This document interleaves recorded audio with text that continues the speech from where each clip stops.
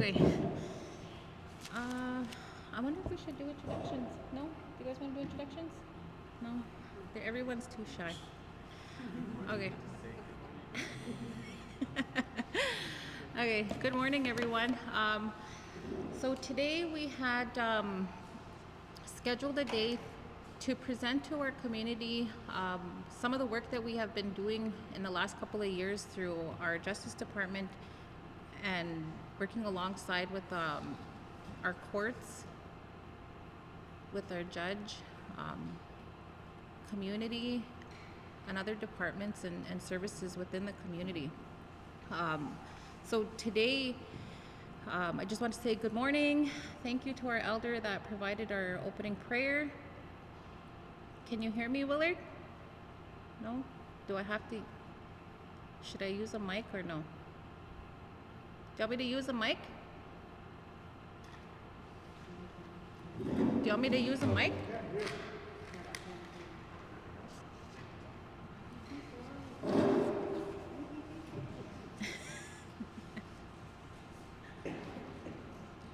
Just put a mic right beside him. I mean, a speaker right beside him. Hello? Can you hear me? Can you hear me now? Can you hear me? Can you hear me?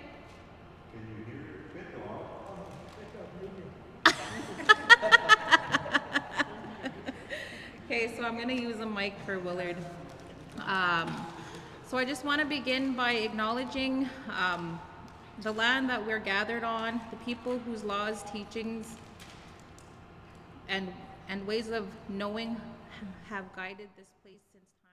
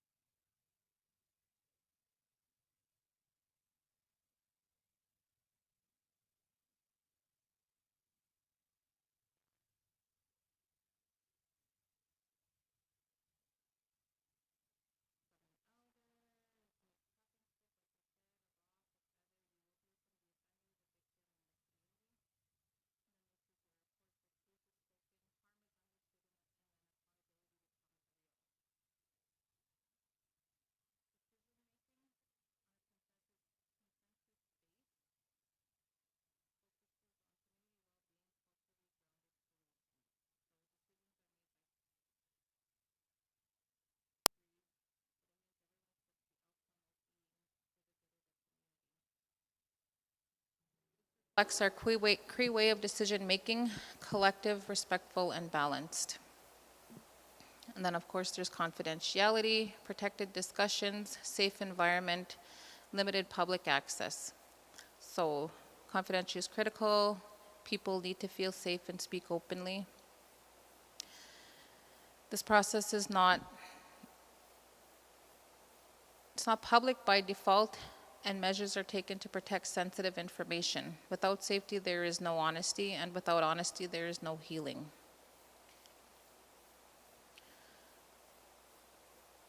So some of the outcomes, the sentencing. So the outcomes of a sentencing circle is the sentencing plan that's created by the individuals that are in the circle.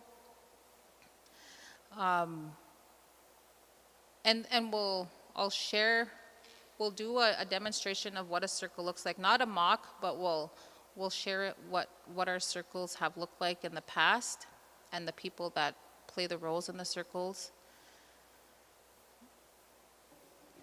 And then, of course, the plan reflects accountability, community support, realistic steps for change. It is then presented to the judge who makes the final decision. In many cases, courts give strong consideration to these recommendations when the process has been done properly. So, the circles that we have done in the past, we would have our circle, then the recommendations are brought out at the end of the circle, and they're agreed upon. What those outcomes look like could be anywhere from, I'll say like a CSO, probation, that would include, of course, treatment, detox if needed, counseling. There's all different kinds of outcomes, but they have to be agreed upon within the circle. The sentencing is not done at the circle though, so in order for it to be heard and finalized in court, we have to close the circle, and then it goes back to court the following court day, where the judge summarizes what was done at the circle, not sharing everything that took place, but just a summary of what happened, and then what the recommendations were agreed upon at the circle. It's presented at court, and then the judge finalizes by way of sentencing. So usually the sentence will be what the recommendation was made or what was agreed upon at the circle. I just wanted to share that not every sentencing circle does end up. They're all different. The purpose of having a sentencing circle is not to ensure that people don't go to jail, because there is, like, realistically, some people can serve, depending on what the outcome is, can still serve a custodial sentence. But at least with the planning and preparation, there's just a better plan in place. I know that some of the circles we have had in the past, thankfully, did not result in people having to serve custodial sentences, but in the end, there was like planning in place where everybody took part in assisting that individual, and not only the accused, but also the victims that may have been harmed. I went so fast that is the last of my the last page of my circle. So I'll just share a little bit more about how we brought these circles back to the community. So when I started working with Onion Lake Justice 15 years ago, these were already discussions that we had then. 15 years ago and after, we had held several circles, a couple circles before in the community. I shared at one of our presentations that it was a lot difficult to get them referred to our community because we didn't have the supports at the court level. Since our current judge that sits in our court now in the last couple of years has been very supportive to us to be able to provide a restorative justice approach.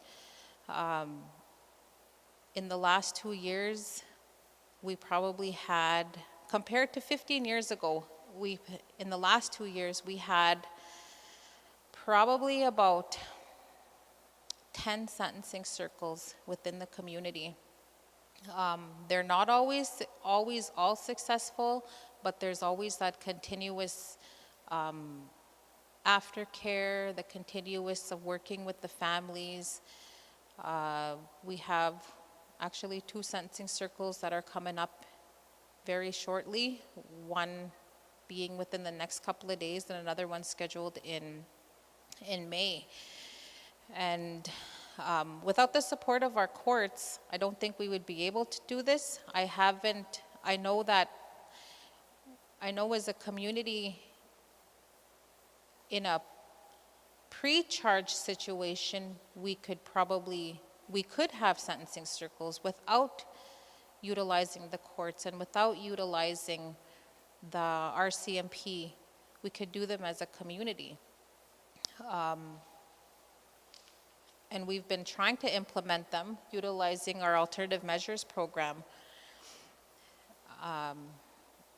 But we just haven't been able to, okay? Because most of the ones that go through out measures they're already post-charge. But, so I think by sharing more information and educating the community, we would have more involvement. We utilize the services that we have in the community. When we have our circles, we utilize, sometimes the offender or the accused in the circle and the person that was harmed, if that person does choose to play a role in the circle, we ask them to provide, or we ask them if they have a specific people that they want to take part in that circle. Of course, we'll ask them if they have elders that they want to be a part of the circle, rather than us just approaching elders and then bringing them into the circle. So, but a big part of the circle is including the elders, because it's the elders that the judge will communicate with at the end of the day. It's the elders that the judge will want to listen to and learn from. We've had informal sentencing circles that were done in court. We call them informal because we don't bring it to the community. If it's something minor that can be dealt with in the court that day, rather than dragging on a situation in court, we'll have an informal circle in the courtroom. It doesn't feel the same way as when we have them in the community, though, but it's the impact is still the same. The impact that it has on the individual is still the same. We've been fortunate to have our judge that will allow us to just stop court, move chairs in a circle, and then have the circle right in the courtroom. We've actually had a couple of those done. Whereas when we bring it to the community, there's more preparation, there's more planning. We got to feed everybody. No, you can't have a question. Sorry. Go ahead.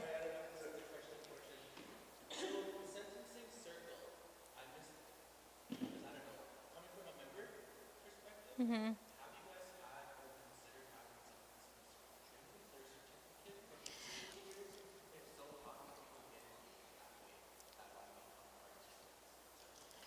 So we have had sentencing circle training in the past. We've had a couple of them. We had one in February, or when did we have that? Was it November? Oh, we had one in November in North Battleford, and we opened that up to other justice departments across Saskatchewan because of the interest that we were getting from other communities, people wanting to bring Sentencing Circle to their communities. So what we did was we put together a Sentencing Circle training model, not from Onion Lake. Onion Lake didn't host the training. We actually brought in a lady from Yorkton that came and did the training.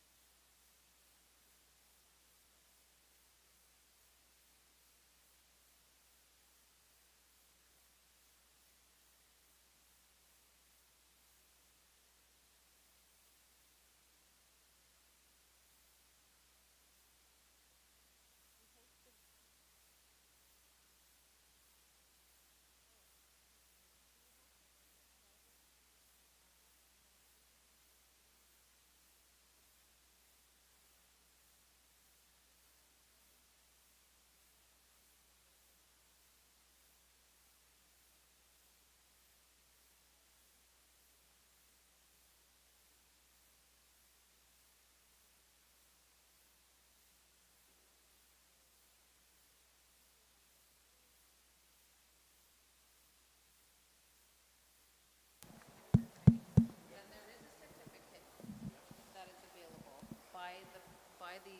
by the facilitator. And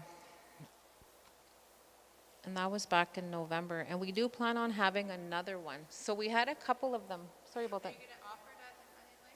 The Sentencing Circle training? I think so. I think we will. We'll have to. So I know that when we did the training in November, there was so much interest from Onion Lake. And then there were some departments that showed up from Onion Lake, but it would be good for more people to be involved. Like I said, I don't do the training, but we can bring somebody out that has the ability to certify people to take the training.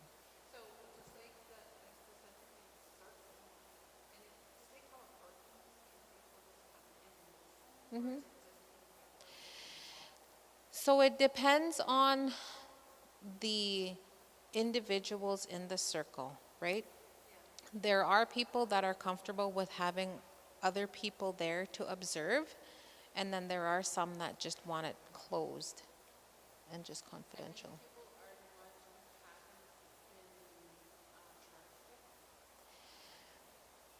So like the accused, they would have been charged. Yep, they would have been charged. They can request for their matter to go to Circle, right? I wouldn't say it's new. I wouldn't say it's new. I think it actually isn't new. So the sentencing circles were, I want to say created years ago. I think it was like the early 90s. Huh? I think it was earlier.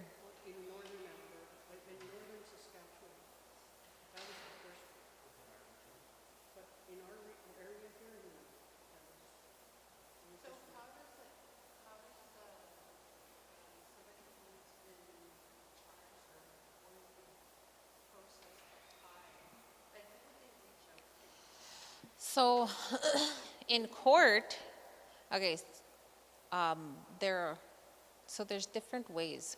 So there's a referral process, right? Referral process could be like, say, if I was sitting in court or Dorothy was sitting in court and we identified a situation that could be dealt with within the community, then we can make that referral. Or if the individual that has been accused, they can make the referral. They can ask their lawyer, or they could reach out to us and then and ask if it would be something that can come to Circle. No, that's okay. That's it. You're filling the gaps.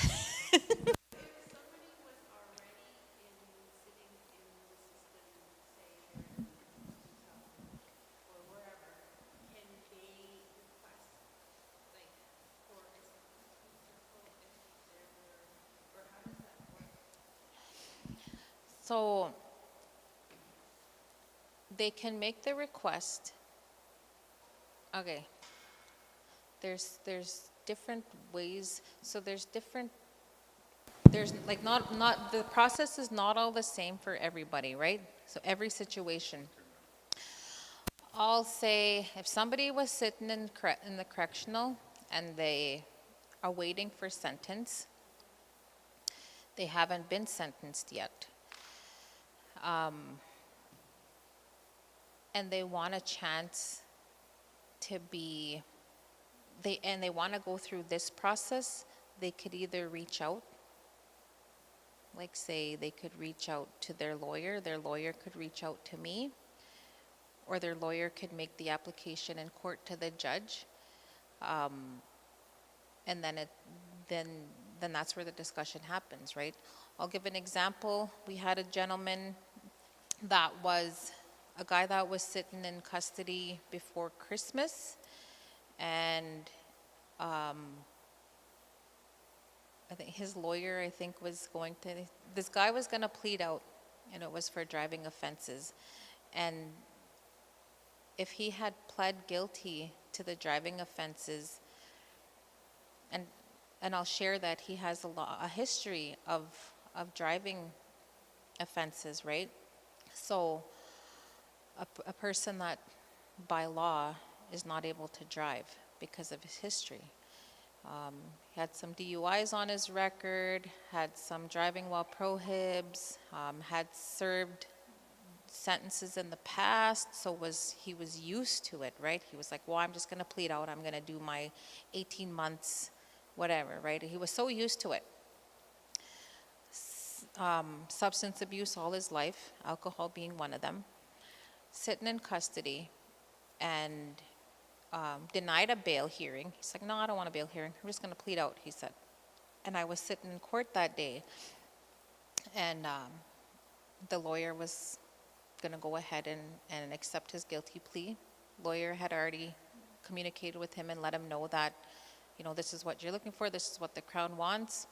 The guy said, okay, well, I'll plead guilty. Just deal with it. I don't want to keep coming back to court, he says.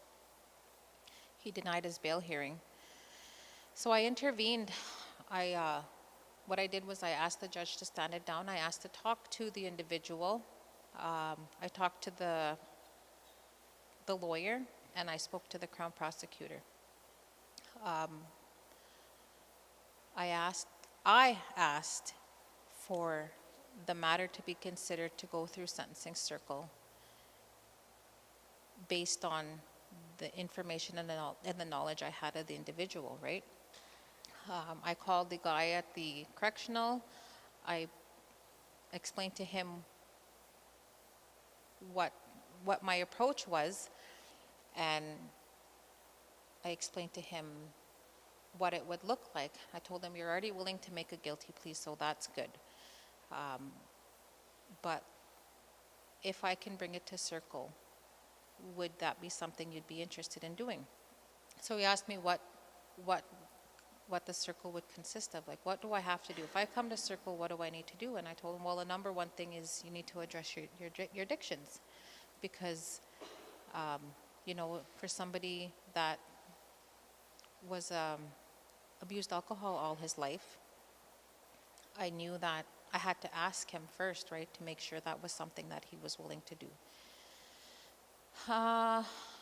So he agreed. He said, okay, well, let's try it your way, he said. So he's like, do I got to sit in here and wait then? And I said, no, we'll run a bail hearing today and we'll get you out. And he said, okay. So that's what we did. I asked for the matter to be brought for discussion for circle, ran up a bail hearing, got him out.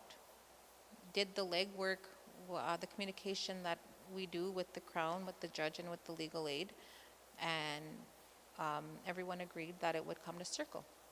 So the guy was the main goal was to get the guy out and then get him started on what he needed to do, which was, okay, well, you got to start with detox. You got to meet with wellness workers. Let's figure out a plan for you. So, like, that's an example of some of the discussions that we have in court when we talk about bringing cases to circle. Another one, similar, another lady had given me a call, asked if I could be at her sentencing. I said, "You're sentencing?" And she goes, "Yeah, I'm getting sentenced next week. Can you come and support me?" And I did some previous work with her before, and I told her, "Yeah, I can." I said, what are you looking at for sentencing?" She was looking at like 2+ years for sentencing. And I thought, okay. Same thing. The offenses were different though, right? But I asked her the same thing. If I could bring this matter to circle, would you be interested in doing that? And she said yes. She said she would be interested. So again, the discussion started with the Crown prosecutor, with her legal aid, and then presenting it to the judge. And then, the judge would approve the process, and then we start the process from there.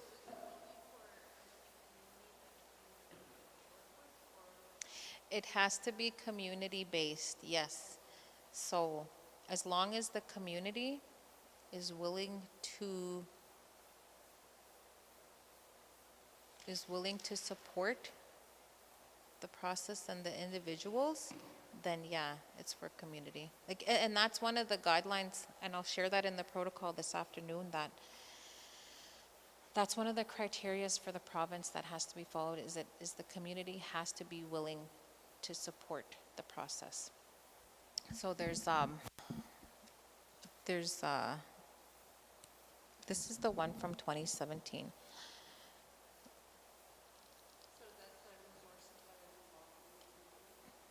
Yes.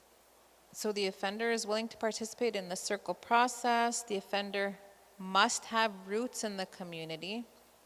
The victims or surrogate must be willing to participate. The community's elders and, like say the Justice Department, us, must be willing to participate. And then the community does the community have the resources or the facility to host the sentencing circle? Crown and defense agree on the circumstances. Guilty plea has to be entered. Consent of application by Crown. So, like the application process, and that's usually done by like the communication that I have with the Crown. Then of course the recommendation is brought before the judge, and then the judge is explored, and statement of facts have to be agreed on. So say the accused is charged with something. If they don't agree with it, if they say, well, it didn't happen, then it'll get denied by the court, right? So the statement of facts has to be agreed upon. So there's a big list of there's a big criteria list that needs to be followed, and of course it's all done by through us, people that are facilitating the circle.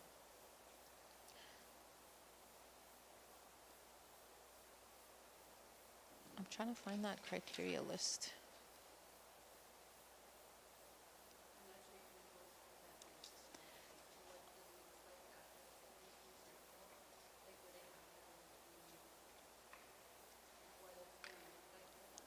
Yep. Yep.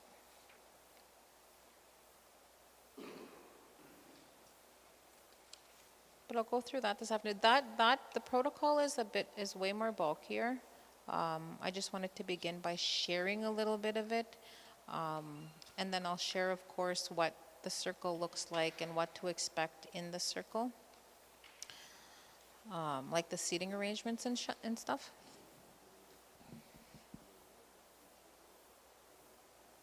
Yeah. The federal circle that you're talking about is with Dorothy. That was the,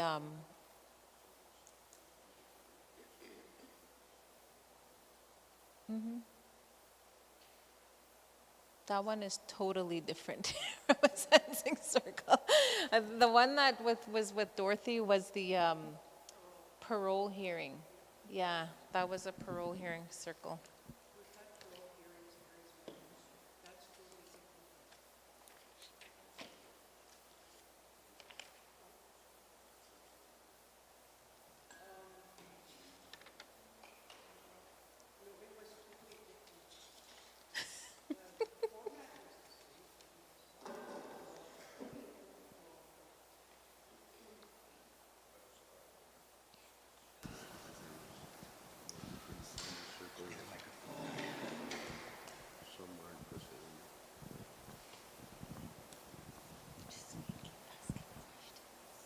Yeah.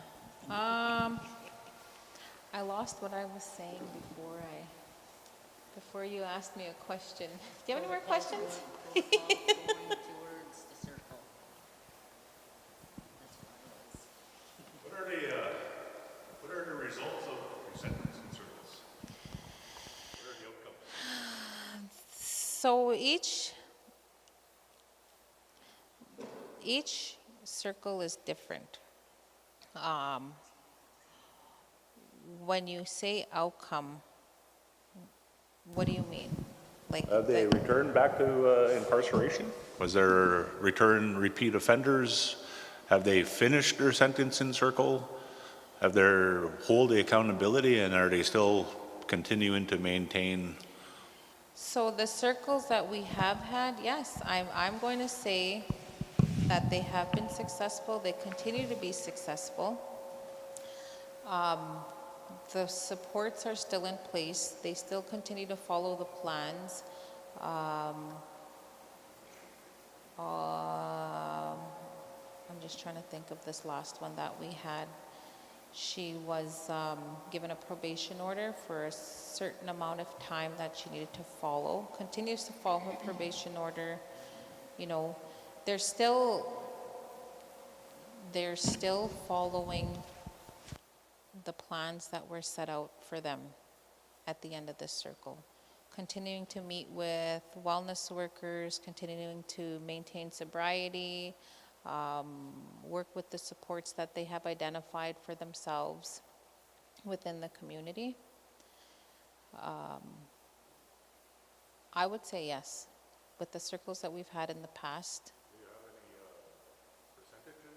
percentages wise on how many people went through this year compared to last year? this year, April, it's only April, so we haven't had any circles beginning of this year. But like I had mentioned, we have 2 that are scheduled for sentencing coming up very shortly. But last year, I can't even, I'm just trying to remember off the top of my head how many circles we have facilitated.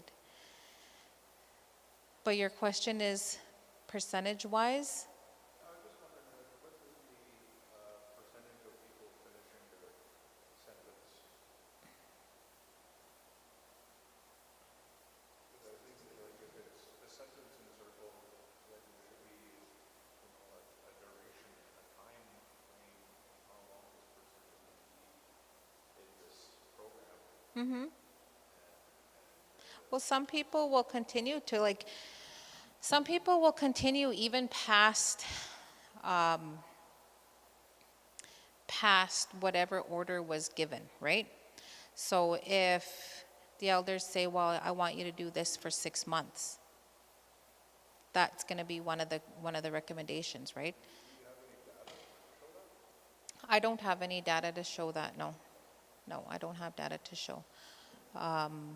But that's something that will be coming, and that's actually part of our Onion Lake Court model that's been included in our Onion Lake Court Indigenous Court model, is how we're going to track data and how we're going to be able to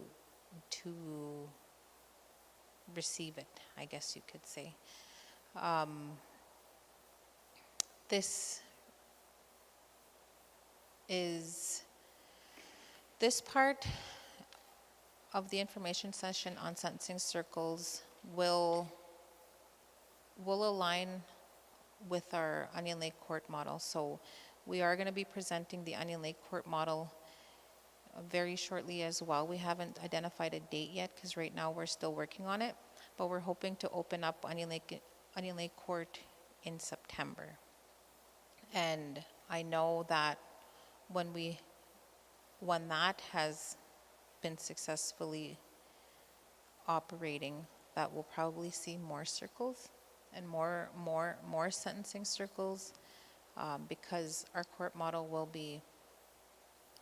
be done in circle for the most part, rather than the western court sittings. So we're shooting for September for that one. But as of now, no, I have no way to share like data in regards to the sentencing circles just by sharing with you the knowledge that we have, right?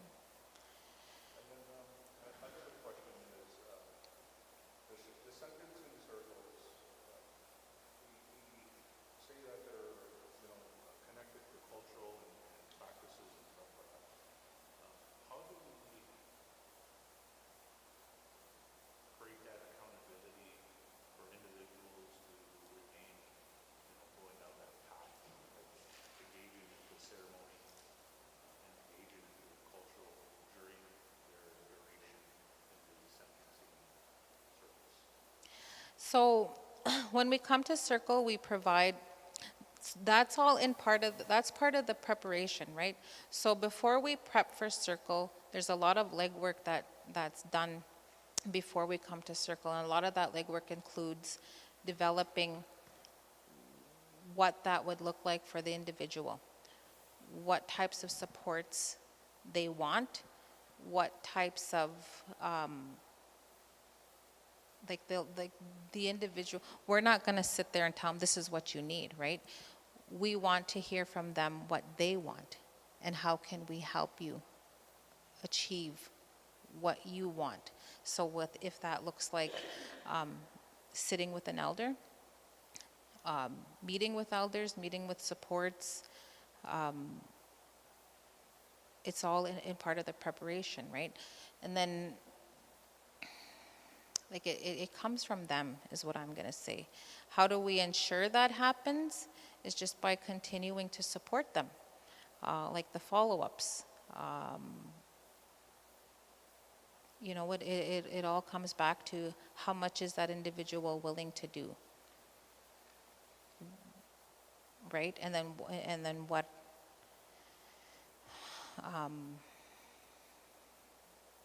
how much is that individual willing to do?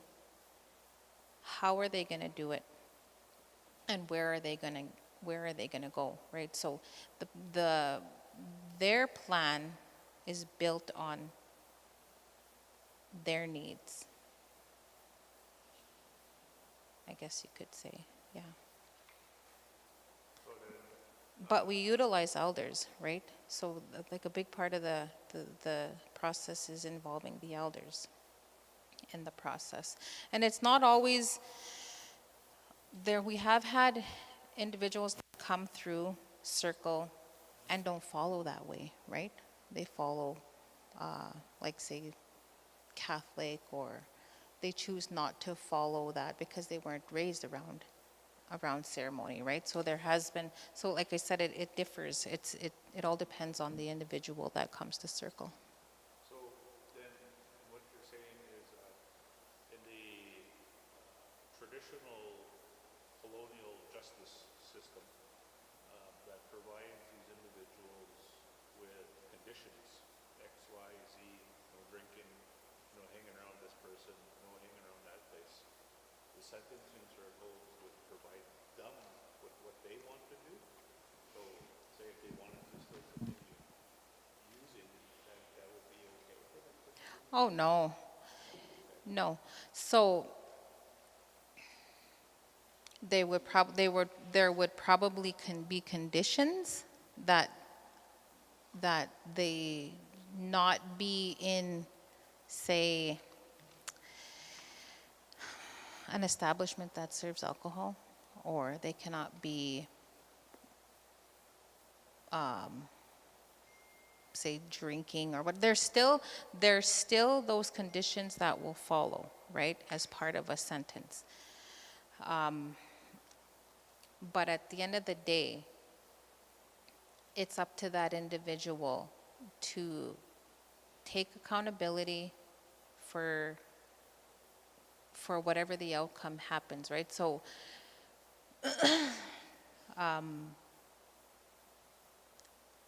there's still conditions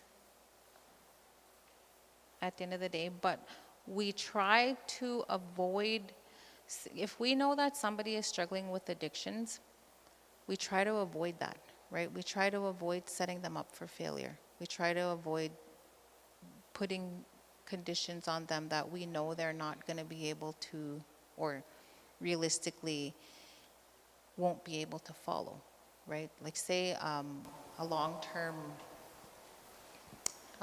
individual that has consumed alcohol all their life.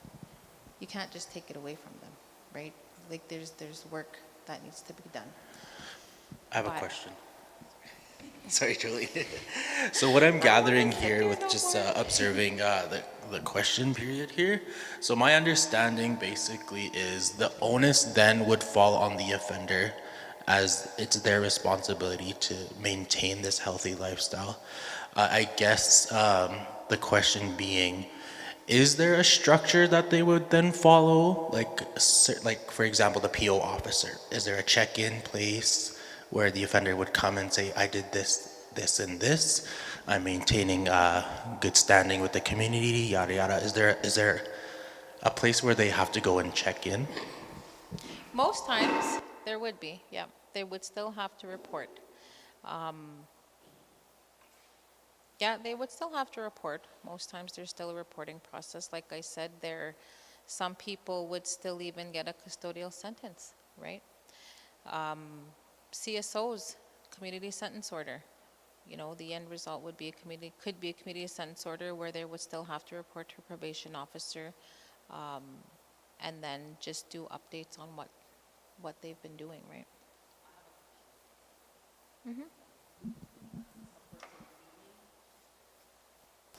So, when I was working in Alberta, I had a few clients that were incarcerated in Fort Saskatchewan, and they're working with the lawyer and the elder that was taking part in the Fort Saskatchewan jails or prison, I don't know. But there was a young man there, and he was talking about trying to get surety, like a surety program for this individual to get out of jail, to go stay with somebody, a family member, or some support, where he or she can take the supports in that surrounding area to be accountable, right, for themselves. Going into a treatment, or not treatments, programs where he or she is, you know, AA, NA, sweat lodges. He or she is under a wing, under the elder's wing. So he was in Los Capios for 5 months before he was going to trial. He had trial in October, and that's what he was waiting for. So he was released on a bail hearing. And if he didn't follow those conditions, he reported to his PO like weekly, once a week. So he was taken there. The person who was a surety person, he or she would take him to see his probation, right, doing weekly check-ins. And then when trial date came, this young man, they summarized his whole stay. He was learning to, you know, his culture, his traditional. He was learning to speak Cree slowly because the elder was teaching him to speak Cree. And then being taught about accountability, right? So now his trial came, and the people that were supposed to be there never showed up. So he was just making that effort to stay clean, to reach that trial date. And now it's like, what, a year and a half, and he's still doing good. He's off his conditions. So surety program, could that be in the program for your sentencing circles? If someone's willing to take a criminal in their homes? What do you I did not make sense? Sure, like say Clint is in jail, whatever, and he's like, trying to get bail, and then there's a surety program. Yeah. Where he or she is being released to this person. Yeah. Right, till his trial date, but he has to attend these programs, and he has to maintain that communication with the probation officer and Yeah. his lawyer. So approved residency is Yeah, what you're proven. saying? Yeah, but they call it surety. Surety is the individual that's responsible. That'll make like sure that. that this person is following their release plan. Okay. That's what the surety is. Okay. It could be. Yeah. So those are all things that can come out in the discussion and the planning, the recommendations. Yeah. So then you would have to consider who these people would be, because they would have to be good standing. They don't have to be like very at risk, maybe low risk. Like the people where they're going to be residing? Yeah. Say I'm a dangerous offender and I requested Dorothy to be my surety. And I promise her I'll be a good person, a good girl. But once I go into public environment, right, there's temptation. Right? Every time somebody comes back to the community, it's the environmental factors that trigger or makes people go back to. Follow-up question to that being, say you were released into Dorothy's care, and it was her responsibility to kind of monitor you. Say you did reoffend, would that kind of responsibility fall to Dorothy to say, hey, you didn't provide adequate resources? So the responsibility of the surety would be if, say if the accused or the victim, the accused broke their conditions, it's Dorothy's responsibility to report it. That's it. That would be- Yeah.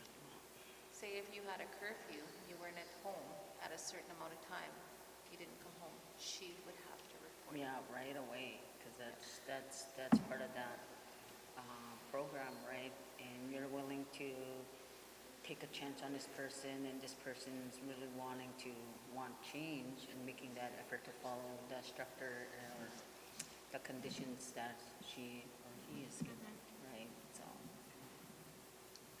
Is there a denial process? So there is a denial process, and that could be because of, let's say, the severity of the offense, right?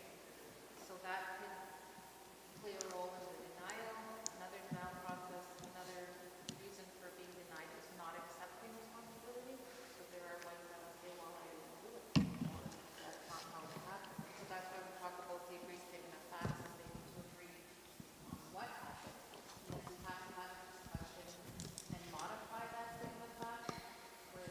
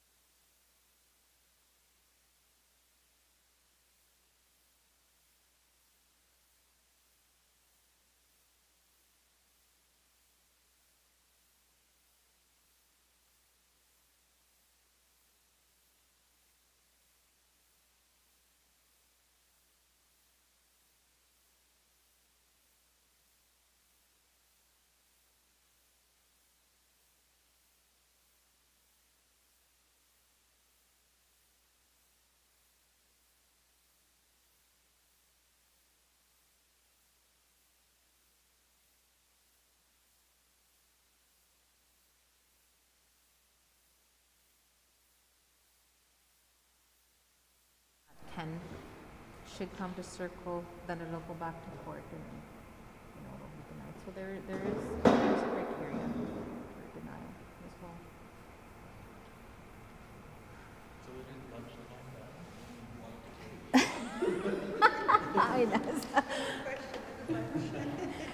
lunchtime. So we'll have a quick break. Brian, if we're still live, can you pause?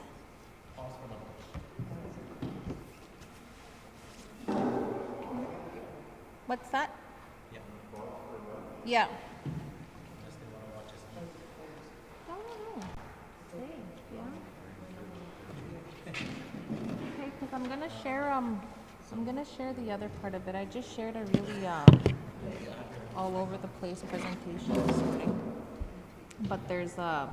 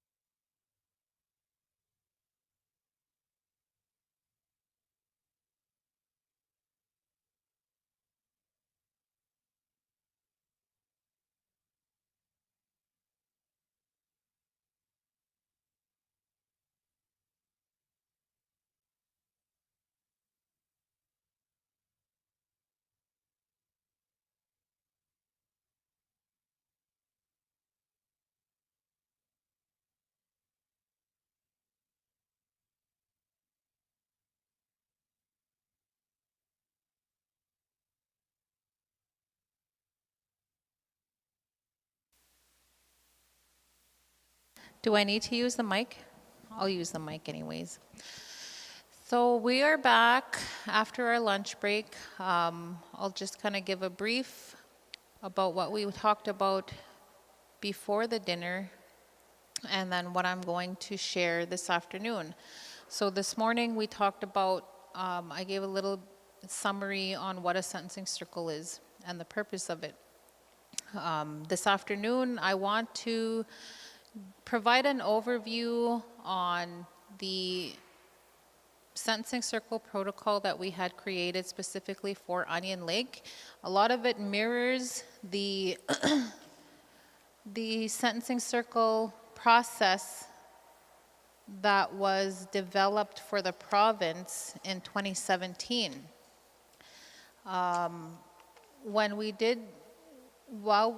When we were doing sentencing circles, or when we do sentencing circles, that's the process that we follow, the guidelines and the criteria for the province that's utilized in other areas. But the protocol that we developed is one that we had developed specifically for Onion Lake.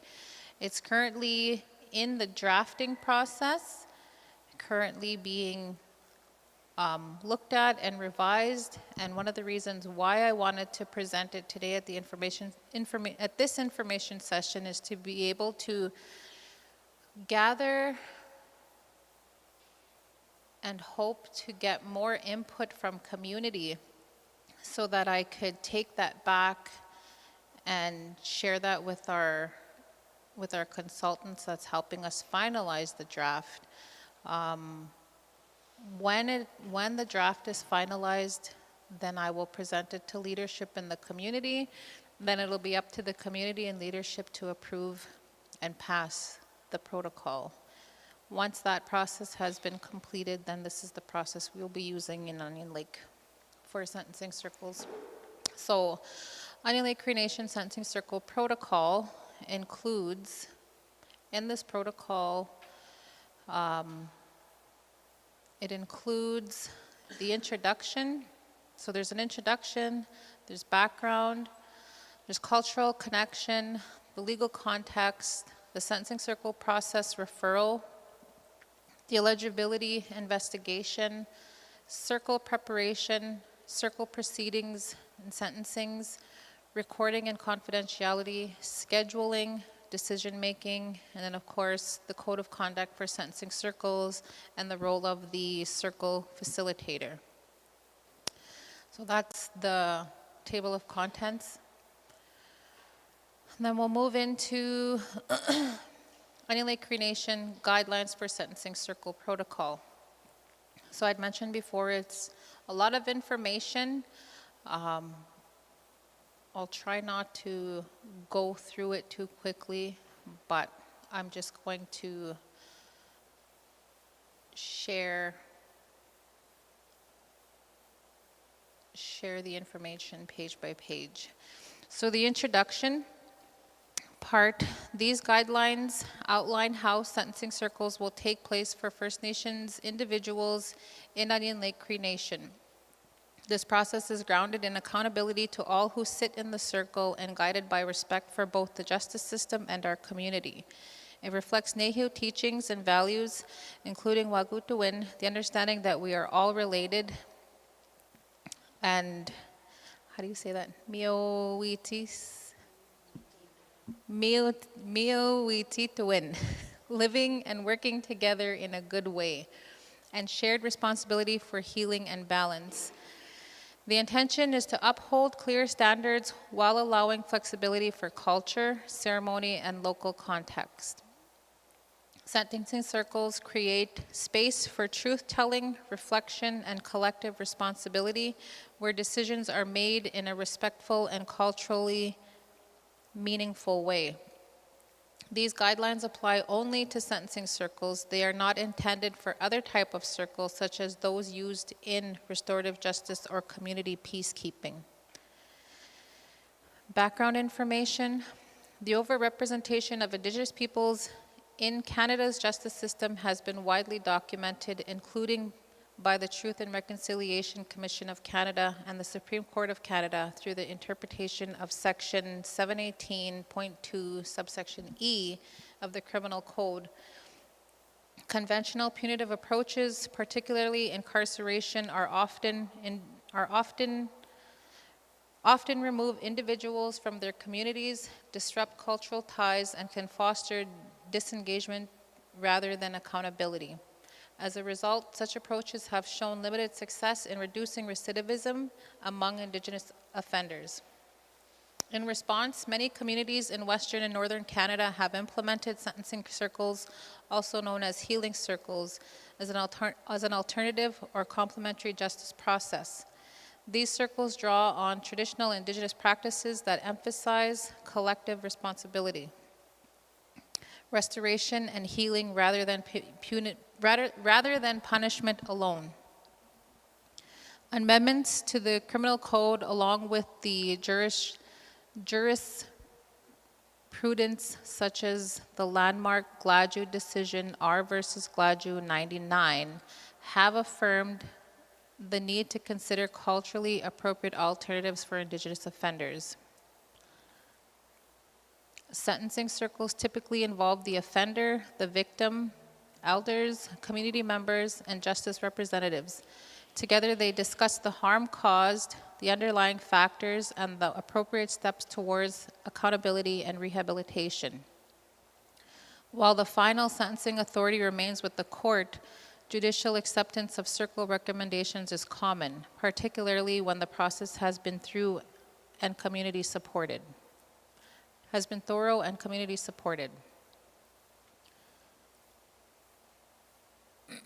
For Onion Lake Cree Nation, justice must reflect our laws, our values, and teachings. The circle process is grounded in traditional practices, offers a culturally appropriate and community-driven alternative. Amendments to the Criminal Code and court decisions recognizing the need for culturally relevant sentencing processes for Indigenous peoples create space for those alternatives within Canada's justice system. Sentencing circles are rooted in traditions of collective responsibility, respect for elders, and restoration of balance.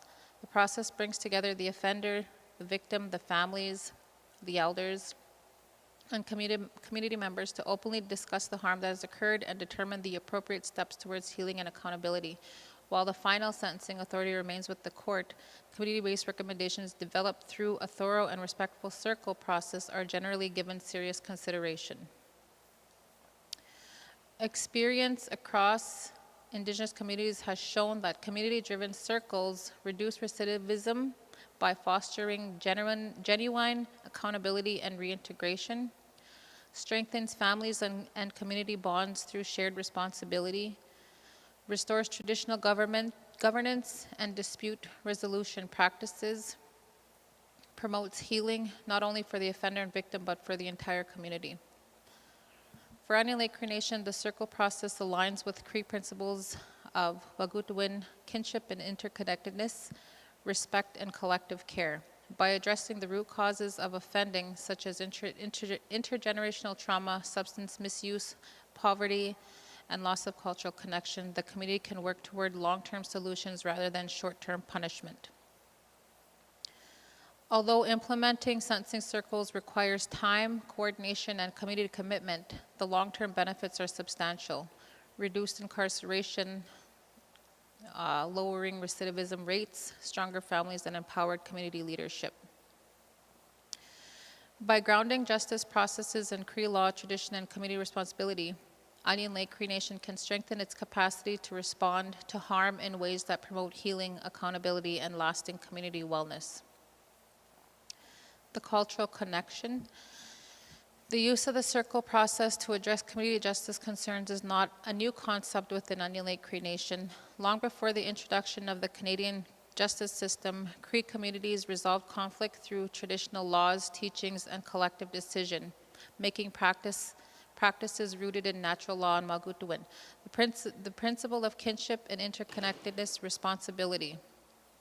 Justice was a community matter guided by elders and leaders and focused on restoring balance rather than imposing punishment.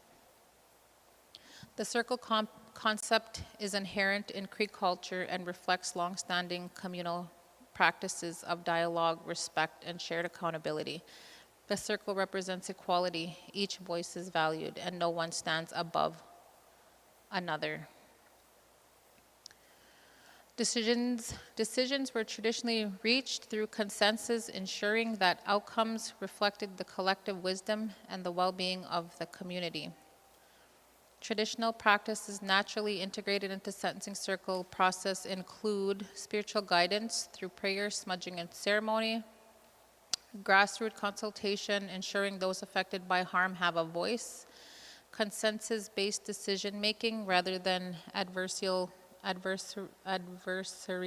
judgment, shared responsibility where healing belongs to the community, not just the individual. The role of the elders is central throughout the process. Elders provide spiritual and cultural guidance from the earliest planning stages through to the final recommendations. Their teachings ground the circle in Cree values, reinforce accountability, and ensure that the outcomes align with cultural law and tradition. For Onion Lake Cree Nation, the circle process is not an alternative innovation, it is a return to traditional governance and justice practices that emphasize healing, restoration, and the strength of community bonds. We'll move on to the legal context. For many years, Indigenous communities, including Onion Lake Cree Nation, have sought meaningful alternatives to the mainstream justice system. The statutory foundation for greater community involvement in sentencing is found in Section 718 of the Criminal Code. Section 718 states, all available sanctions other than imprisonment that are reasonable in the circumstances should be considered for all offenders, with particular attention to the circumstances of Aboriginal offenders. This provision recognizes that incarceration should not be the default response, particularly for Indigenous offenders, and that culturally appropriate community-based alternatives must be meaningfully considered. In R versus Wells, the Alberta Court of Appeal confirmed that pursuant to Section 718, sentencing judges must consider the unique considerations relevant to Indigenous offenders. Importantly, this obligation applies not only to the final sentencing outcome, but also to the decision-making process itself, opening the door to community-based approaches such as sentencing circles. The landmark decision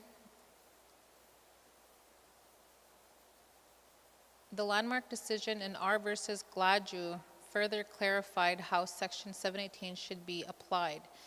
At paragraph 111, the Supreme Court of Canada held that sentencing must consider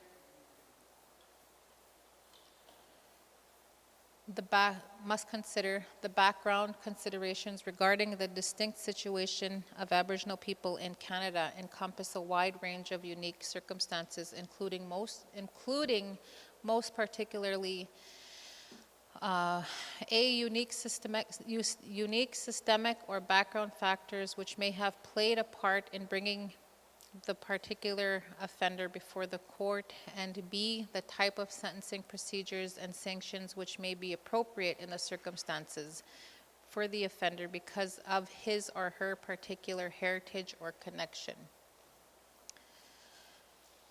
These Gladue principles require courts to recognize systemic factors such as intergenerational trauma, the impacts of residential school, displacements from land and culture, substance misuse linked to colonization, and socioeconomic marginalization. They also require courts to actively consider restorative and community-based options that reflect Indigenous legal traditions. For Onion Lake Cree Nation, this legal framework provides clear authority and support for implementing sentencing circles grounded in our laws, our values, and governance.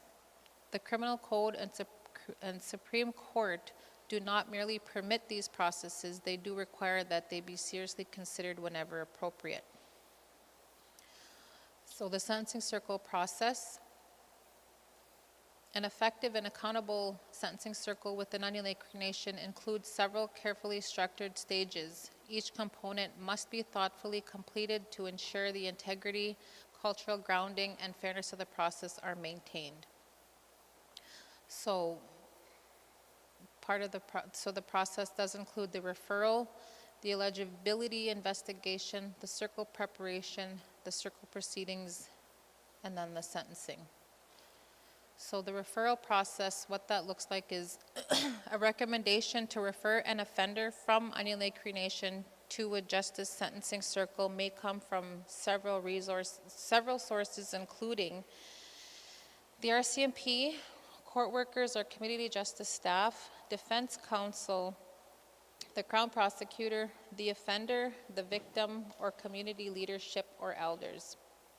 Regardless of the source of the recommendation, the authority to refer an offender to a sentencing circle rests with the presiding judge. Too fast. Where are we?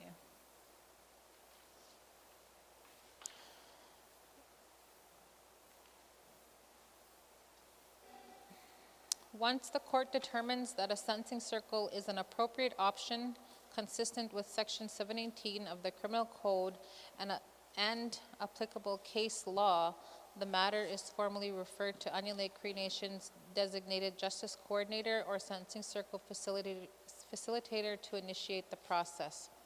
At that point, the facilitator begins the referral and eligibility review, engages community supports and elders, and commences the preparation phase to ensure the circle process is conducted in a culturally grounded, accountable, and well-structured manner. The eligibility investigation. All information related to the case is forwarded to Onion Lake Cree Nation Sentencing Circle facilitator and carefully reviewed prior to beginning the eligibility investigation. When determining whether to proceed with a sentencing circle, the following criteria are considered. The offender must have been found guilty or have entered a guilty plea. The offender must accept full responsibility for the offense. I need to plug this in. The offender must be willing to listen and acknowledge the harm caused to the victim and or the community. The offender must demonstrate honesty and a willingness to make amends. The offender must be committed to the process and prepared to comply with the proposed sentence plan. The community must be willing to offer support, guidance, and supervision. The community must be prepared to take a lead role in addressing harmful behavior and supporting reintegration. Elders are respected, non-political community members must be willing to participate. Any disputed facts must be resolved in advance through the court process. The offender interview. The facilitator meets with the offender to assess suitability for the circle process. The offender must demonstrate sincerity, honesty, respect for the process, and a clear understanding of their responsibility. The agreed statement of facts as provided through the court under Criminal Code is reviewed to ensure there is no dispute. The offender must show a genuine willingness to make reparations as recommended by the Onion Lake Cree Nation Sentencing Circle. The victim engagement. The facilitator meets with the victim to discuss participation options. Considerable care is taken to ensure the victim feels safe, respected, and empowered throughout the process. The victim may choose to participate directly in the circle or submit a victim impact statement to be shared in the circle or have a surrogate or support person speak on their behalf. The facilitator works closely with the victim to determine the most appropriate and comfortable level of involvement. Community Justice Panel. The Community Justice Panel is then formed to assess readiness and suitability. To promote inclusion, the facilitator invites participation through multiple channels, including community service agencies, band administration and/or staff, leadership, teachers and elders, even by community postings, newsletters, or local media where available. So that just again determines, that's part of the preparation process and the investigation process. The facilitator coordinates a meeting of the panel to review the case and determine whether proceedings with a sentencing circle is appropriate. If the panel determines the process is not appropriate, the matter is referred back to the court.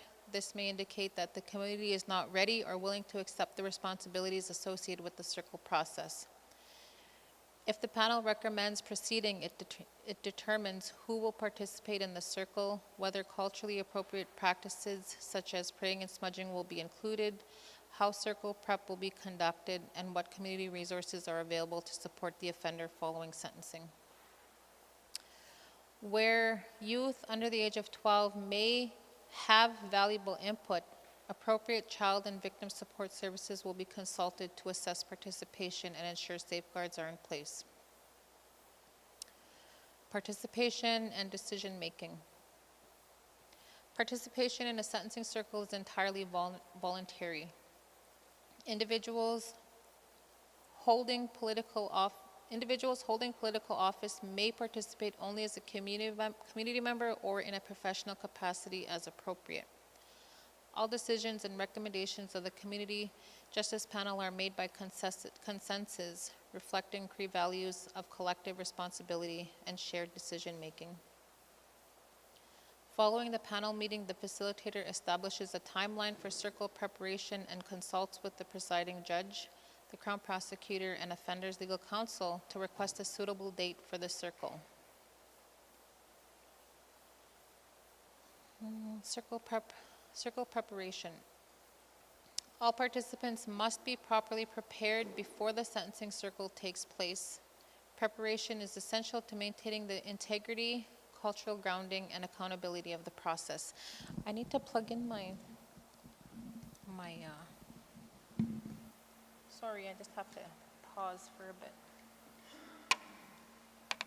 I need to plug this in somewhere. It's gonna die. Do you have an extra one there?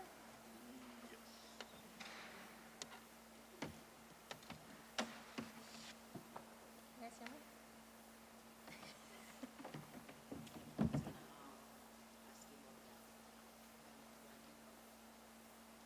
Okay, ask me later. Okay, so circle prep. All participants must be properly prepared before the sentencing circle takes place. Preparation is essential to maintaining the integrity, cultural grounding, and accountability of the process. Onion Lake Cree Nation Sentencing Circle Facilitator meets individually or collectively with all participants to provide case information as disclosed by the court, including the agreed statement of facts. So what will be shared is the disclosure part. Facilitator ensures each participant clearly understands their role and what they are bringing to the process. Examples, supports, guidance, and community perspective. Review the order. Facilitator reviews the order of proceedings and the circle code conduct. It is important that all participants are familiar with the structure of the circle and feel comfortable with respectful communication protocols. Facilitator explains the legal sentencing perimeters for the offense. Participants are informed of the sentence that may have been imposed if the matter proceeded through the regular court process under the criminal code. This serves as a guide when developing realistic, meaningful, and legally sound recommendations.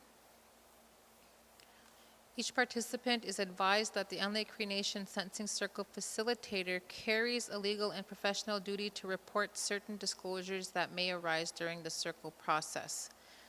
This includes any disclosure involving abuse of a minor, indications of self-harm or risk of harm by the offender, or information suggesting a serious risk to public safety.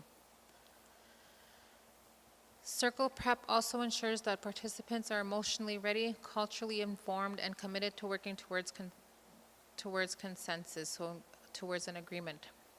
Through careful prep, Onion Lake upholds the principles of Onion Lake laws, the principles of respect and shared responsibility, ensuring the sentencing circle proceeds in a safe, structured, and healing manner. Location and accommodation. Whenever possible and depending on the circumstances of the case, sentencing circles will be held within the Onion Lake Cree Nation in a quiet, private space, free from telephones and other distractions. The setting should be large enough to comfortably accommodate all participants with space available for refreshments. Seating is arranged in a circle with no tables or physical barriers between participants. Chairs would be placed close enough to promote respectful dialogue while ensuring comfort for everyone present. The circle should be no longer than necessary to accommodate participants, reinforcing equality and connection. The sentencing circle, the facilitator places markers or just to identify like seating arrangements, or we would just share how the arrangements would be done before the circle starts. So while arrangements may vary slightly depending on the case, several general considerations apply. And that would include the offender and victim are not seated together or directly across from one another to prevent discomfort or intimidation. A police officer, if present, is not seated directly across from or adjacent to the offender or the victim. The judge is generally seated to the right of the facilitator. The offender is generally seated to the left of the facilitator. These arrangements help maintain balance, safety, and respect throughout the process. Co-facilitation. Because sentencing circles can be lengthy and emotionally intense, a co-facilitator is assigned when appropriate.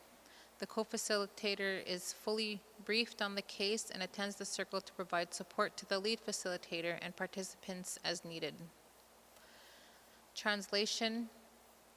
Where required, the facilitator ensures that the Cree language translation services are available to all participants, so all participants can fully understand and meaningfully participate in the process.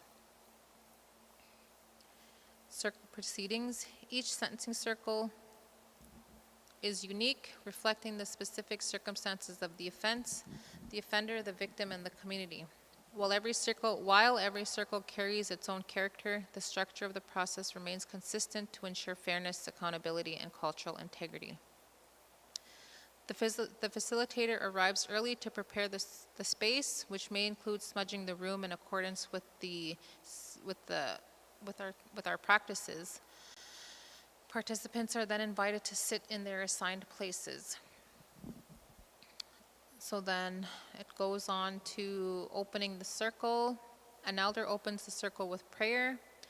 The facilitator provides opening remarks, including an overview of the process, the ground rules and the code of conduct, the role of the facilitator, including the guiding discussions, posing questions, summarizing the key points, and maintaining focus. A reminder that the circle is not a forum to determine guilt or innocence. The offender has already accepted responsibility. The purpose of the circle is to promote accountability, healing, and fair treatment. Recognition of balancing Indigenous and Western legal perspectives in a respectful manner. Then it moves on to the storytelling phase, introductions. Each participant introduces themselves, explains their role, shares what brings them to the circle.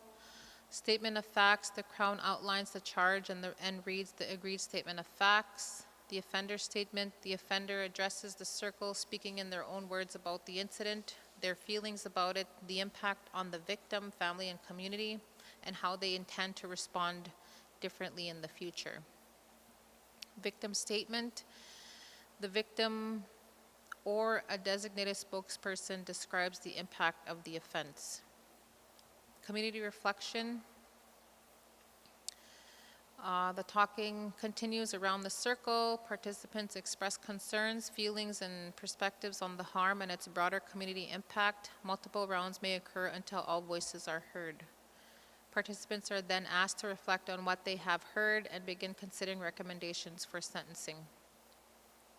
Agreement building. So the facilitator will summarize the discussion and advise that recommendations will be recorded. The talking stick is passed again, so then if you're using an item for that process, but the talking stick is passed again, beginning with the offender. Participants discuss possible solutions, community supports, resources available. The circle examines the offense with the broader social, family, economic, and cultural context to identify root causes and appropriate reparative measures. The facilitator summarizes proposed options and works towards consensus on a sentencing plan. Additional rounds may occur if needed. Participants discussed monitoring arrangements and community responsibilities. The finalized sentence plan is documented and prepared for presentation to the judge. Closure. A final round of the talking stick allows participants to share reflection and personal closure. Facilitator acknowledges the work and courage of all involved and thanks participants. And elder offers a closing prayer. There is no limit to the number of rounds of the talking stick. The circle continues if participants have meaningful contributions. Breaks may occur as needed. And we move on to the sentencing. Participants carefully consider their recommendations, considering the facts of the case, the statements from the victim and the community, the needs of the community and offender, the available services, programs, and monitoring supports, the applicable sentencing framework under the criminal code. Once completed, the sentencing plan is presented to the judge. The judge may render a decision at the circle or reserve the decision for a later court date. Though this structured yet culturally grounded process, Onion Lake Cree Nation upholds principles of accountability, restoration, and community healing. Recording and confidentiality. Confidentiality is fundamental to the success of circles within Onion Lake Cree Nation. Maintaining a safe and private environment, allowing participants to speak openly, share personal experiences, and engage meaningfully in the restorative process. The judge retains authority to determine the method and extent of recording, consistent with the openness generally presumed in court proceedings. Recording may range from full audio-visual equipment to a small tape recorder or a written summary prepared by the facilitator. When the judge files a summary of the consensus and reasoning for the sentence, legal requirements are met, while the individual statements of participants remain confidential. The facilitator must ensure participants understand that statements made in a circle are protected from public disclosure. Circle is not open to the public by default to preserve the sacredness of the discussions and encourage honest participation. Measures such as publication bans, courtroom clearing, or restricted access may be requested to protect sensitive information. Confidentiality and recording issues are addressed during intake and prep with open discussions between the court, facilitator, and community to ensure all parties understand expectations and limitations. Scheduling. The eligibility, investigation, and circle preparation stages are time-consuming. Scheduling must account for confirming participation, commitment and availability, judge availability, the number of participants required, briefing and prep, case-specific factors such as background investigation and community impact. The facilitator strives to complete the sentencing circle within approximately 3 months of referral, balancing timelines with thorough preparation. The circle itself generally lasts around 3 hours. In some cases, the circle may be paused and reconvened later to accommodate participant needs. Maintain focus and respect the emotional intensity of the process. Timing and length are determined on a case-by-case basis. Decision-making. Decisions regarding sentencing recommendations are reached by consensus, so by agreement. Agreement does not require full agreements from every participant, but does mean that all participants accept the outcome as appropriate for the good of the community.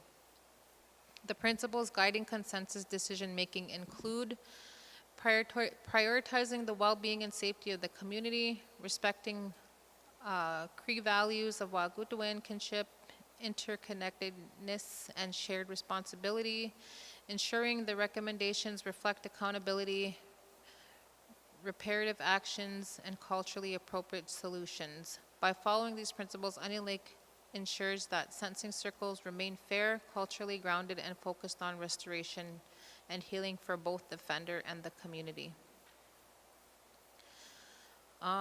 Appendix 1, Code of Conduct for Sentencing Circles. So sentencing circles have been practiced by Indigenous peoples for countless generations as a traditional way to make decisions, resolve conflict, and restore balance and promote healing within a community. As such, it is a highly respected process that carries a traditional code of conduct passed down through generations. Participants in an Onion Lake Cree Nation sentencing circle are expected to follow these guidelines. Come prepared and informed about the matter before the circle. Have knowledge of the circle process and its purpose. Treat everyone with respect and dignity. Be punctual and focused on the matter at hand, not personal agendas. Maintain strict confidentiality regarding all proceedings and discussions. Speak calmly. Yelling, hollering, or angry outbursts are not tolerated. Participants must not be impaired by alcohol or drugs. Avoid interruptions. Notify the facilitator in advance of needing to leave. Cell phones must be turned off. Respect different values. Participation does not require agreement, only tolerance and understanding. Following the talking stick protocol, only the participant holding the stick may speak, ask questions, or contribute in a clockwise rotation. Recognize that all participants are equal. No one has assumed authority within the circle. Recommendations are reached by consensus, which means all participants accept the outcome as being for the good of the community, even if the individual agreement is not unanimous. The circle is not open to the public or media to protect sacred stories and maintain confidentiality. The talking stick may circulate as many times as necessary for meaningful contributions. The facilitator may pose questions, participants holding the talking stick to encourage discussion. The facilitator leads the process by introducing topics, clarifying issues, and summarizing decisions and maintaining focus. Appendix 2, role of the sentencing circle facilitator. So prior to the circle, the facilitator ensures that all participants are prepared, informed of the case, and aware of the sentencing perimeters. The circle itself serves as the venue for discussion, decision-making, and recommendations. Facilitator is responsible for ensuring the physical space is comfortable, private, and free from interruptions, encouraging representation and respect for all significant interests in the community, allowing parties to communicate directly with one another, provides an equal and effective voice to all participants, creating a safe environment that fosters honest, respectful discussions of fears, concerns, and aspirations, facilitating problem-solving, relationship-building, and cooperative decision-making. Summarize questions, clarify points, and facilitating answers from the circle. Providing breaks as needed to maintain focus, safety, and emotional well-being. So those are facilitators' responsibilities. So the facilitator's role is central to guiding the circle while respecting Cree cultural values, ensuring accountability, and supporting the community-focused outcomes of the sentencing process. So that is the end of what we have developed in the draft. Like I had mentioned in the beginning,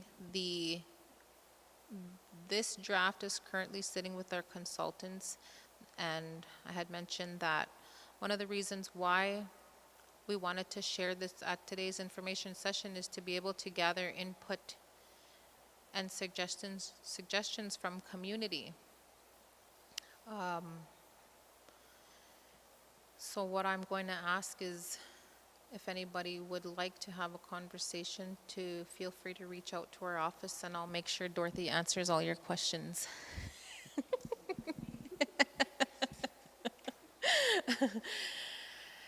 And that is the end of that. Do you guys have any questions? Okay.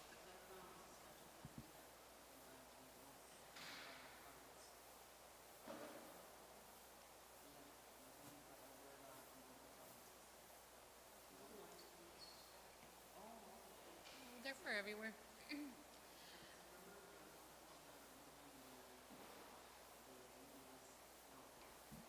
Was at that training.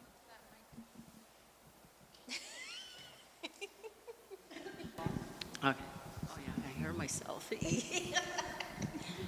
I was talking about the Glad You report, where they weren't utilizing it for Saskatchewan because for some individuals that were incarcerated, were they're taking advantage of it. That's the reason why they shut that down. So maybe I didn't hear it right, so I don't know. But I know they use it in Alberta. So in Alberta, they do, so with Saskatchewan and Alberta, in Saskatchewan, we do have Gladue riders, but there is not really any resources for an individual to have access to get a Gladue done. So, and they're costly. Yeah, they're costly. So Gladue riders, there's no real, there's no, like in Alberta, they're provided. The Gladue riders are paid by the province, whereas Saskatchewan, there isn't Because I know when... an organization that pays Gladue riders in Saskatchewan. Yeah. Unless there's a place in Prince Albert that does Gladues for people that may fall under like the FASD spectrum, that area. The level of mental health. No, No. it's specifically for people who have been diagnosed with FASD. It's, no, it's across province. Yeah, The Gladue part, yeah. they can access it, but there's no organization in Saskatchewan that will fund it. Okay, so that's it's where available. the misunderstanding. So that's why they have what they call pre-sentence reports, Yeah, because then the writer of the pre-sentence report includes some Gladue information, but not the whole, the whole, just, Not in detail. yeah, not in detail, just the surface level. yeah. Yeah. So, because I know in the Alberta side where they interview all these people that know this individual, right? They have to summarize this whole, like his life story in a couple of pages where it's presented to the judge to see, what is that? Just so the judge and understanding the background and why this person is the way this, why you are the way you are, that kind of thing, right? The service is more offered in Alberta because they have an organization that covers that. So in Alberta, it's always asked, like in the courtroom, if the right to have a Gladue done rather than a pre-sentence report. So how do we get that for the sentencing circle to pre-sentence summarization? Like a Gladue? Yeah, So within the circle, Gladue comes out in the circle. I like to write that. Just kidding. But the difference is, I was just sharing that with our visitors earlier, that the good, I don't want to say the good thing, but it is a good thing. When we have circle, that historical information comes to light within the circle where it's safe. Whereas Gladue, it's documented and put on paper. And some people don't want that. Some people don't want it documented. Whereas if it's brought in circle, it stays in the circle. You know what I mean? Yeah, I know what your confidentiality, because it's a must, because we're, They provide that information, their historical information from what their experience from previous, that leads them up to what they were charged Yeah. with. So they have, within that circle, they're providing their own Gladue report, basically verbally, right? Instead of having it documented, which is always sometimes better, because you hear it firsthand from the person that's accused, the accused. if they're ready to talk about it. Huh? Sometimes it's better for a person that's sitting in the circle that they can verbally indicate why, from their issues, from their background, and they're verbally expressing all the information in the circle.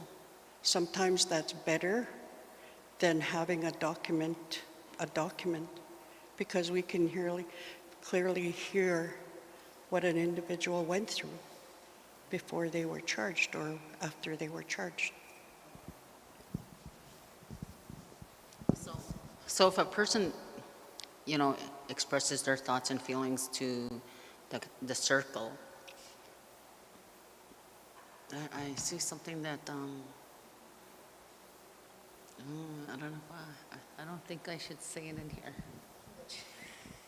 Because think about the harm done, right? What if this person discloses about this certain member, might be a family member who is related to this person who did harm to the physical harm to this person, right? Wouldn't that open wounds? Yeah.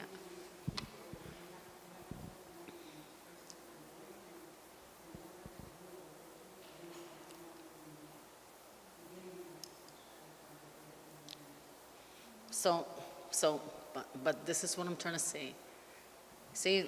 I'll give you an example about this one person, right? It has nothing to do with the court system or anything like that. It was the social media. This person who says, what if we expose all the sexual abuse people that did harm to these persons? What would happen, right? See, that's what I'm trying to say is, What if the person says, hey, Jolene did this to me here and whatever, and she's related to this person, that person's, and, what if this person didn't know that this person harmed this person? That's where confidentiality comes in. Yeah. Within the circle. And then it has to be the person who wants certain people in that space, safe space. Yeah, say if I wanted Dorothy here, and I can't have you in here, Jolene, because you hurt me at one time, right? So, and then I can't have Carmela in here because she likes to go break confidentiality, right? That's all. So the facilitator's role is to ensure the right people Yeah, are in the circle. and signing a confidentiality contract just to keep that person safe, right? Because we don't know. Yeah. That's where I'm getting at. Because what? Okay, I understand now. But it's just out of hurting somebody They're mentally. good- they're good topics, it's good to shed light on issues, on things like that, because, yeah, it can happen. Yeah. But that's why we do the circle prep. The facilitator's role is to ensure that all participants are safe. And all participants have knowledge of who's all in the circle. So if participants don't feel safe with specific people, Yeah. then facilitator's job is to make it safe. So what if someone breaches confidentiality? What? What if someone breaches? Yeah. We'll charge them and send them to jail. Just kidding. It's Go tell part your of, friends. well, that's why we have the discussion, right? Yeah. Like, our hope is that they don't, Right. right? Our hope is hoping that they don't breach. I mean, in the circles that we have had, I have no knowledge of confidentiality breaches. That's good, because those were my thoughts, like, Mm-hmm. is every community, I'm just thinking about the negative side, the side of things, right? Because there's so much lack of violence in communities. It's like, so, but that's what we're Then you also have to keep in mind, though, that when the circle closes, it's not recorded. Like, it's not recorded, it's not on the record in the courtroom for future whatever, right? What is recorded is when we go back to court and the judge summarizes what happened. He doesn't go into detail on what was talked about, but just the he'll surface. summarize what took place, and then he'll summarize how we came to the sentencing part, and then he speaks to the sentence. Yeah, like, and that part's recorded, right? So people will have knowledge of what a person was charged with and what they're getting sentenced. That part's recorded in court.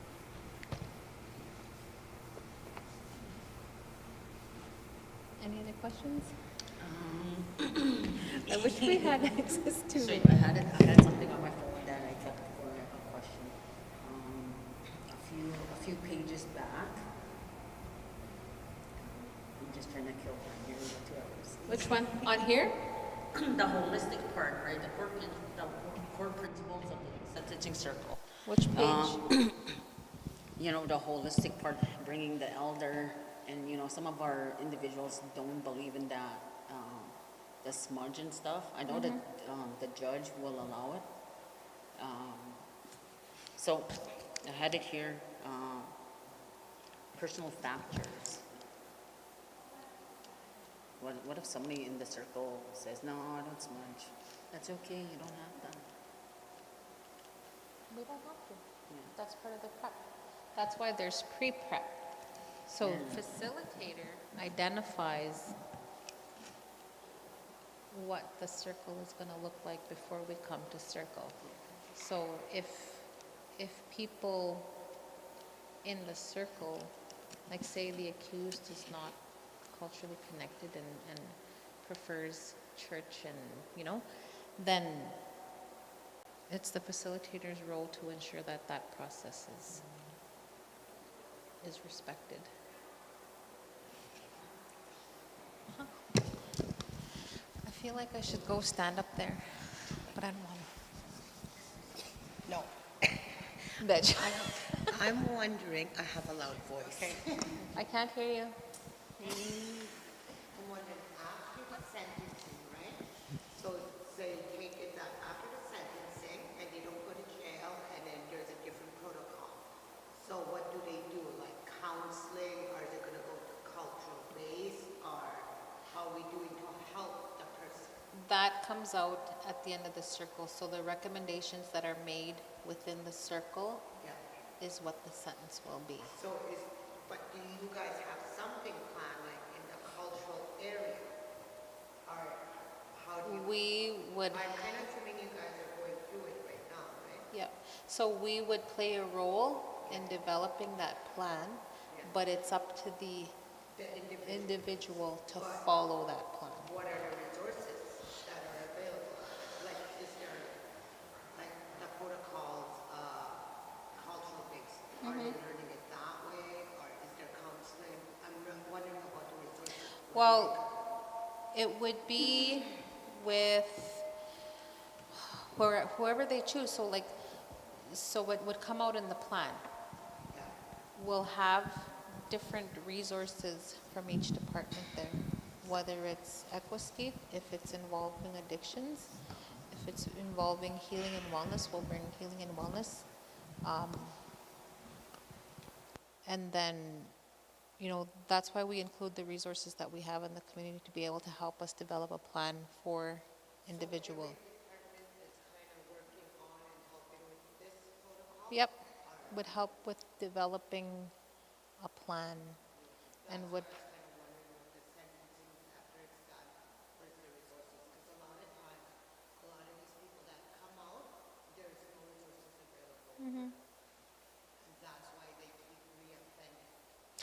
well, we have, Onion Lake is,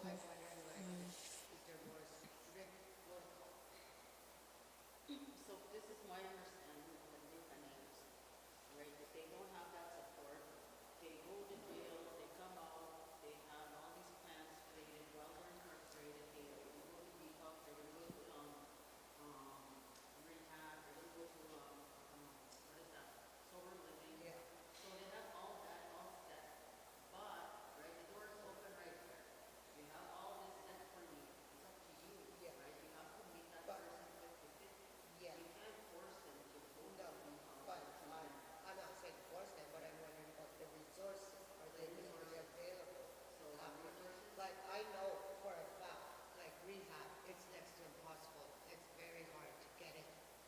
It's like nearly, you're not gonna get it the next day or the next week or 2 weeks. And that's for everywhere. I know because I have a file. And it takes a while. But in the meantime, when this person that's been charged, what's the option there for them while they're waiting around? Sure, there's papers that you can give them, but they go everywhere, but it's the same thing. There's big lineups, there's no guarantee you're gonna get in that day or the next week or 2 weeks. But I'm wondering, like, when they get sentenced, is there gonna be different protocol? when there's a sentence, there is different, like they're not all the same.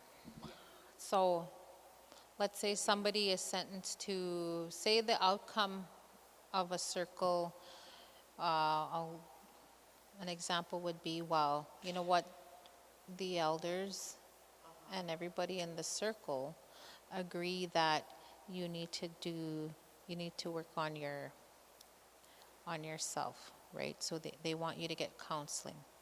We want you to do counseling, we want you to do rehab, we want you to go to detox, and then we want you to follow with continued counseling. We want you to continue to report to your probation worker for so much time. We want you to report to Native Justice for, like there's different outcomes. So what does that look like? Okay, so if if that was what the outcome was, okay, so you're going to be on probation for 6 months. This is what your sentence is going to be, 6 months probation. You're going to have 24-hour curfew, right? These are realistic possible outcomes, right? Yeah, they're things that could be done in court, but say these are recommendations from the community, from the circle. So your responsibility then is, okay, 6 months probation. Within those 6 months, we want you to do counseling. We want you to go to treatment. We want you to meet with an elder. We want you to report. Let us know where you're at, what you're doing. So that individual says, okay, so what do I got to do then? So I want to go to counseling. What do I got to do? Okay, then this is what we're going to do. You're going to go to Healing and Wellness, and we're going to set you up with do an intake. Yeah, so intake, yeah. So that's what comes out of these circles. And then with, like, healing and wellness, they also have the cultural aspect, right? Yep, I don't know much about that, but I wanted to learn more on. yeah. They do have the elders there. The And then there's cultural camps and stuff. Would that be a possibility where Oh, yeah, you yep. guys build a camp for these people that are coming out and to reintegrate them and then kind of maybe work with them on that area? So that way they know more a little bit, you Yep, know what I mean? yep, yep, I hear you. Be a good one when it gets more. It would be, because Onion Lake, we may not have it now, but we do have camps all the time, year round, right? Like in education, through Healing and Wellness, I know you guys have youth camps or have had youth camps in the past. There was a camp I had joined, I think, when with Glenn, with social development, they had sent us there, and I think I'd seen you there that time, a couple days. You were working with rehab, right? Remember when you were bringing in people? I had that, what's that one camp called? Canopsy? Canoxy? Yeah,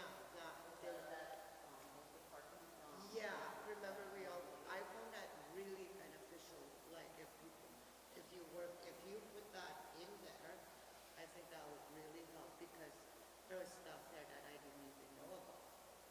Like, and it was from there that I was very interested in my culture. I think that would be a big help eventually along the road. Yep. Oh, I hear you.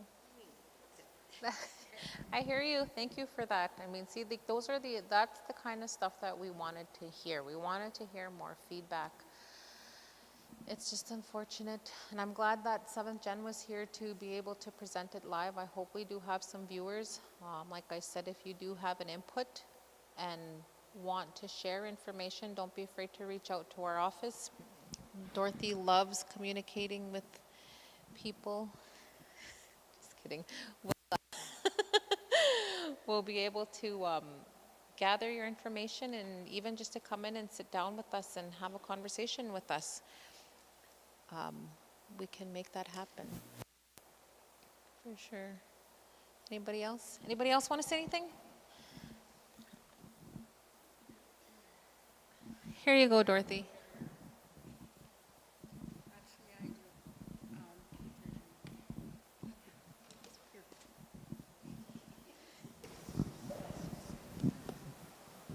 It's just in regards to the elders. When you say, that's all I've been hearing through here is elders will be at that scenting circle. Do you have a set of elders that are already, like, with the training, or? No. We had, at our circle, we did have, we did have elders that participated. Actually, no, I'm lying. When we provided the sentencing circle training, the first one was directed for elder involvement. And we did have some come from Onion Lake and take part in that. So we don't have a specific, like we don't have specific elders that we use. We try to rotate between everybody. But then we also say the individuals, like say the accused or and the victim, we'll ask them who they prefer for elders, and then we'll ask them to either approach the elders or we'll approach the elders for them. So we rotate them.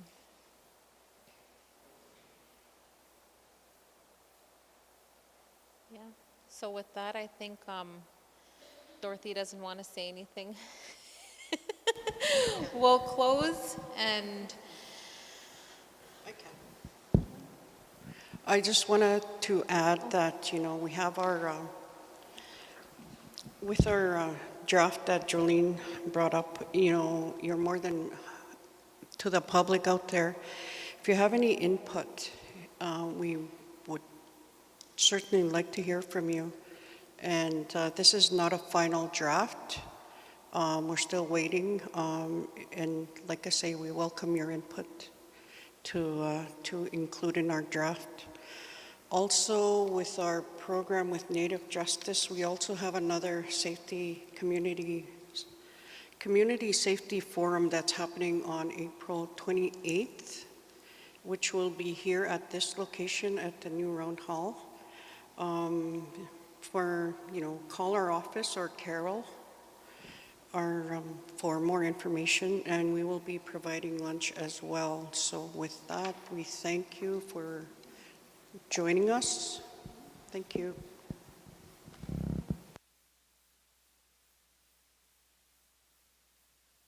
One more question. So what I wanted to ask, you know, sometimes there's people out there that want to have a better understanding in regards to parenting orders, guardianship orders, Native justice programs in Alberta, for example, in St. Paul. They would have a court worker that is just directed just for that particular area, you know, just to alleviate that getting involvement with child and family services, where they have that understanding on how to go and get a parenting order, how to get that guardianship order for their children. Would, you know, you guys don't have it, like from what I see, you guys don't have like a worker that particularly works in that area. like in the family area. Yep, for family law. We don't have a specific family court worker, but when people do reach out, we'll find ways to help them. We'll find ways to accommodate what they are seeking. So I have attended case management. I have assisted people with family lawyers. I've helped families understand the process and like what their situation is, helping them understand what their situation is, and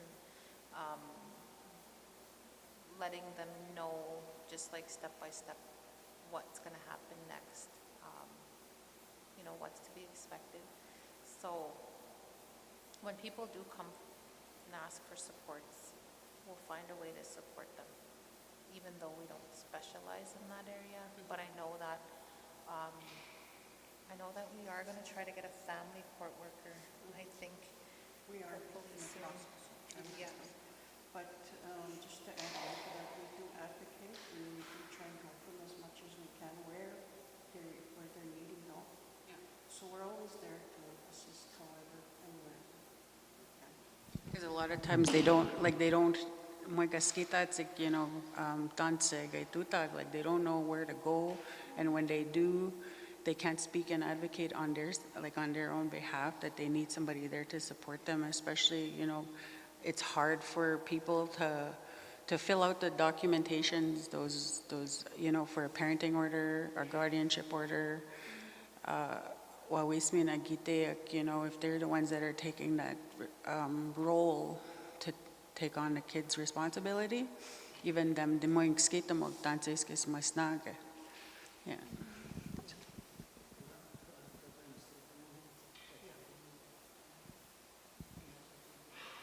I'm sorry.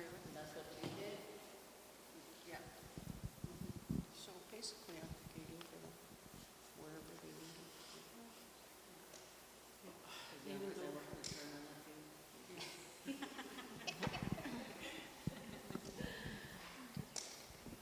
All right, awesome. Well, thank you, everybody. We're going to close our meeting. Where's our elder to close our elders? Elders, where is he? Oh. No, he's just bugging him. Oh, yeah.